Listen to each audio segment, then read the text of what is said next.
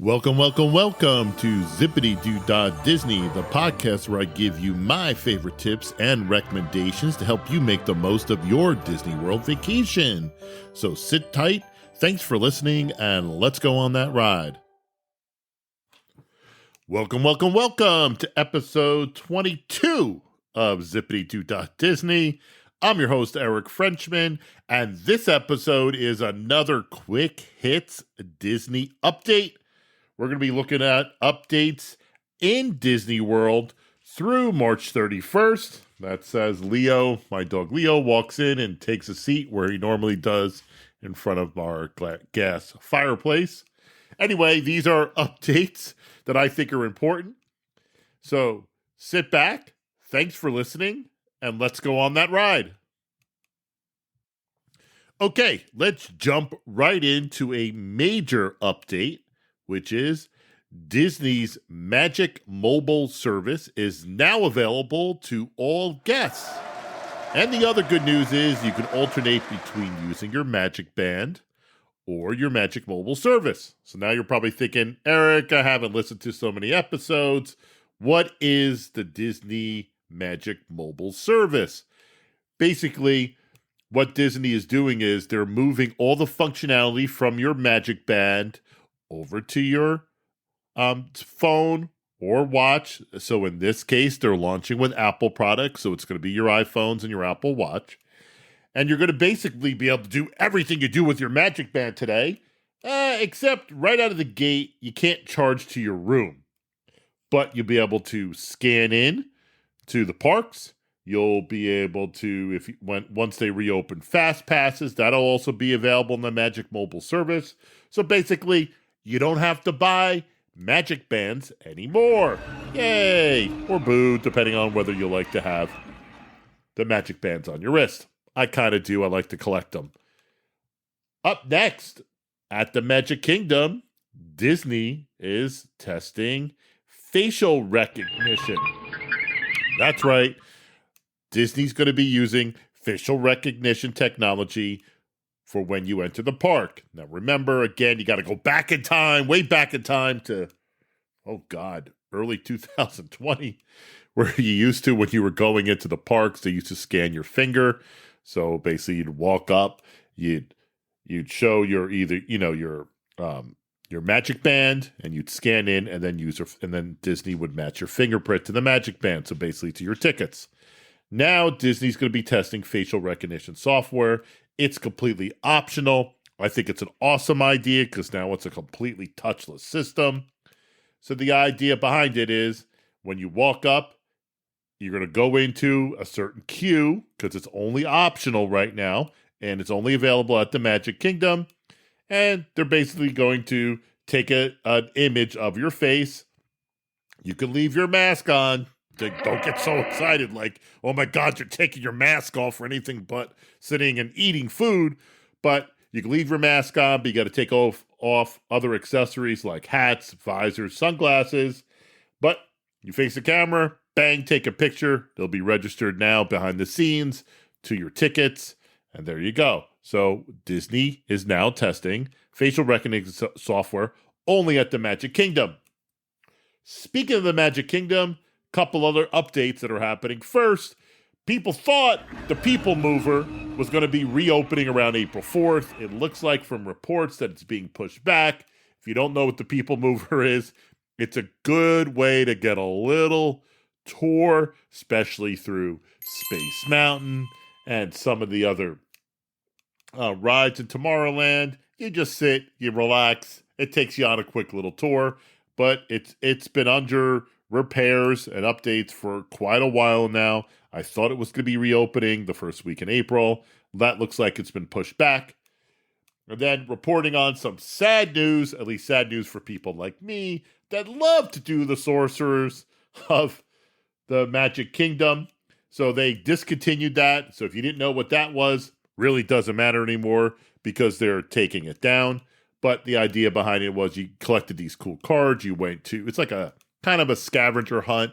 You got to solve some puzzles. It wasn't a big deal, but it was a lot of fun. It was a quick little tour through the Magic Kingdom. But sadly, They discontinued it at the end of January of this year, and now they're removing all the Sorcerers of Mickey spots from the Magic Kingdom. The other news inside the Magic Kingdom is the Chapeau store is now closed, and there's a lot of speculation that it's going to be permanent. The Chapeau store sounds like, I'm going to get all these great hats. Yeah, you can get hats there. You can find those hats pretty much anywhere else in the park.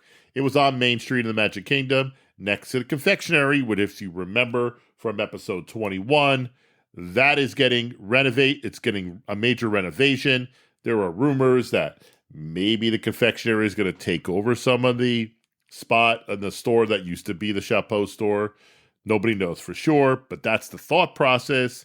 And if you're really missing the confectionery, well, you're going to have to wait a little longer. They do have a temporary location in the Main Street Cinema. I don't think you need to stop by there. I mean, it's got basically prepackaged candies. What makes the confectionery store so awesome is that you can watch them making the candied apples. They also have a nice chocolate store. Not a chocolate store, chocolate counter. So it was a lot of fun to go in there, but they moved some of the candies, the pre-made candies and packaged sweets over into the Main Street Cinema, which is also on the same side of Main Street in the Magic Kingdom. Swing it over to Epcot. There was more testing of Epcot's newest, or soon-to-be newest, nighttime spectacular. So it's called Harmonious. Hopefully it's going to be available at the end of this year. There's some speculation. Maybe we'll see it around late November, December. But there's been a lot of testing of the fountains and the lighting system. When you start seeing things like that at Disney, you got to get ready. They're going to have a show before the end of the year. That's my guess. I guess that's a hot take. But I think it's going to be available by the end of the year. And the other big news that was actually announced today is they announced the dates for the awesome International Food and Wine Festival at Epcot. It's going to open July 15th. It's going to July 15th. It's going to run through November 20th. If you don't know what that is, they basically transform Epcot, the World Showcase, into this awesome food and wine exhibit. There's cooking demos. You could buy all sorts of cool products, especially around cooking. They have special shows. There's special kiosks. You could try lots of food.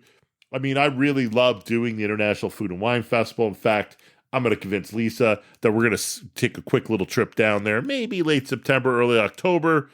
So once we figure out, women's soccer schedule, so we can see our daughter Kayla play finally. Anyway, they announced the dates, July 15th, November 20th. If you are planning a trip during those dates, it is a must-see, must-attend event. And not finally, the next update is Splitsville, which is this awesome bowling alley. I mean, it's like the best bowling alley I've ever been to. It's got great food. Even if you don't want to bowl, you could get a dining reservation there. You won't regret it. Trust me. But anyway, Splitsville Alley over in Disney Springs, or Downtown Disney, if that's what you remember it as. Finished completion of their outdoor bar. It will feature, a walk-up area. It'll also have a covered outside counter space. Nobody's really sure about what the opening date is, but again, I take a guess it's probably going to be sometime, early spring. Oh my God, spring is already here, so probably sometime in the springtime. So if you're in Disney Springs and you got some time and you want to go bowling, it's awesome. If you want to just go there for food, it's a great place to eat also. I forget what I've had there because it's been a couple years since we made the rounds at Splitsville. And finally, I don't know if this is a trend, but I saw this. It was a little disturbing to me if you have an upcoming trip, which is last week in Orlando, there was a shortage of rental cars. Oh my God, shortage of rental cars. We never really use a rental car when we go to Disney World. We prefer the Disney transportation, and the way we go back and forth between the airport and Disney World is we take a car service like Uber or Lyft. We don't take the Magical Express. We haven't done that in years. Well, at least we haven't done that in years going to the park, coming home. Sometimes we're tired and we just want to relax. And that's it. That's it for episode 22 of Zipadee Doo Dah Disney. Believe it or not, that's that episode on how to travel with young kids. The script is written. I've already edited the script. It's going to be a great episode. I'm going to be recording that in 2 days. So thanks for listening, and thanks for going on this ride.